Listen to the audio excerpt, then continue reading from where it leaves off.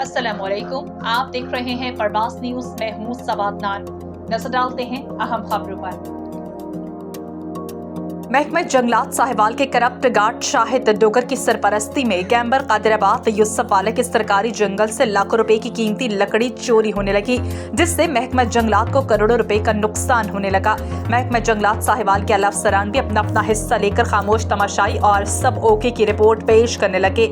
बदकिस्मती से कमिश्नर साहिवाल और डिप्टी कमिश्नर साहिवाल भी अपने अपने दफातर में बैठकर फोटो सेशन करके सब ओके की रिपोर्ट पेश करने लगे। कादिराबाद यूसुफ वाला का सरकारी जंगल करप्ट गार्ड शाहिद डोगर जैसे नाअहल अफसरान के हवाले कर दिया, जो कि सरकारी जंगल से कीमती लकड़ी चोरी सेल कर रहा था। साहिवाल की सियासी समाजी शख्सियात का chief justice Lahore high court, वज़ीर आला पंजाब सैयद मोहसिन नकवी, सूबाई वज़ीर जंगलात, चीफ सेक्रेटरी पंजाब और डीजी एंटी करप्शन पंजाब से पुरजोर मुतालबा कि सरकारी जंगल को बाकमाल समझकर सेल करने वाले करप्शन के बेताज बादशाह शाहिद डोगर के खिलाफ कार्रवाई करके कैफरे किरदार तक पहुंचाया जाए। चोरी सील की हुई सरकारी लकड़ी इससे वापस ली जाए और नौकरी से फारिग किया जाए।